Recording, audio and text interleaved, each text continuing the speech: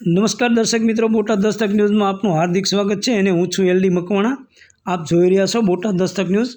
હવે પછીના સમાચાર વિગતવાર। કારમાં આવેલા શખ્સો શિક્ષક પર ધોકાથી તૂટી પડ્યા। વેવાણ વચ્ચે પ્રેમ પાંગરતા લીવ ઇનમાં રહેવા લાગ્યા। પતિએ બે મિત્રો સાથે મળી મોતને ઘાટ ઉતાર્યો। અમદાવાદ જિલ્લાના વિરમગામમાં ગઈકાલે 27 જાન્યુઆરી શિક્ષકની જાહેરમાં ઘાતકી હત્યા કરવામાં આવી।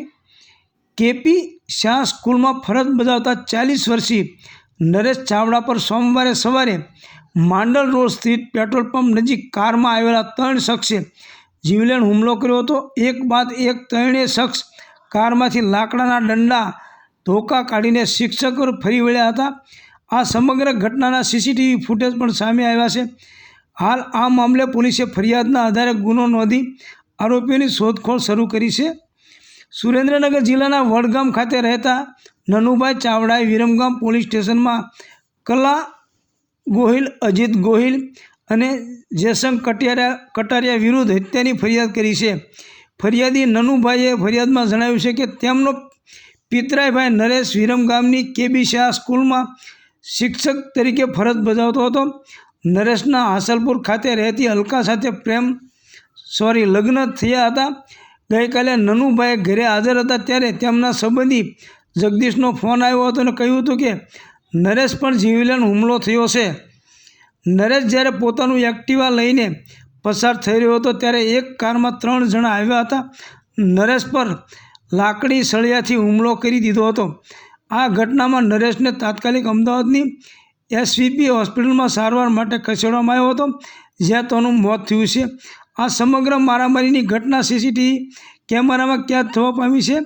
પોલીસ તપાસ દરમિયાન જાણવા મળ્યું કે અજીત અને કલા ગોહિલ શંખેશ્વરમાં હોટલ તેમજ પેટ્રોલ પંપમાં ભાગીદાર છે।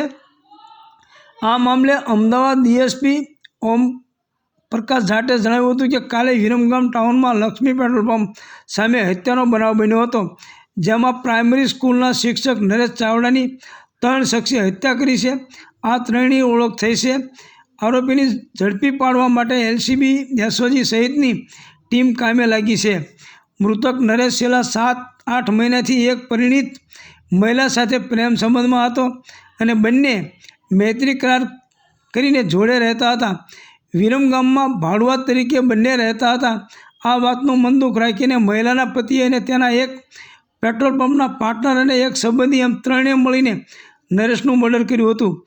આ ત્રણેય શખ્સ બલેનો કાર લઈને આવ્યા હતા અને લાકડી લોખંડના સળિયા વડે નરેશ ઉપર હુમલો કર્યો હતો।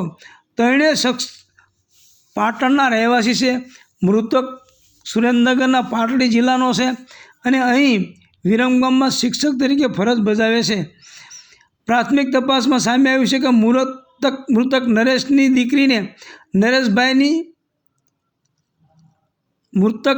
દીકરી અને નરેશભાઈની સાથે લિવિનમાં રહેતી પરિણીતાના દીકરાની 1.5 વર્ષ પહેલાં સગાઈ થઈ હતી। આ સંબંધના આધારે નરેશ અને મહિલા પરિચયમાં આવ્યા હતા। પછી બંને વચ્ચે પ્રેમ સંબંધ થતાં 7-8 મહિનાથી લિવિન રિલેશનમાં રહેતા હતા। હાલમાં અમે આરોપીની શોધખોળ કરી રહ્યા છીએ। આરોપી ઝડપાયા બાદ પૂછપરછ વધુ કરવામાં આવશે, વિગતો સામે આવશે। સૌજન્ય દિવ્યા ભાસ્કર, બોટાદ દસ્તક ન્યૂઝ, એલડી મકવાણા।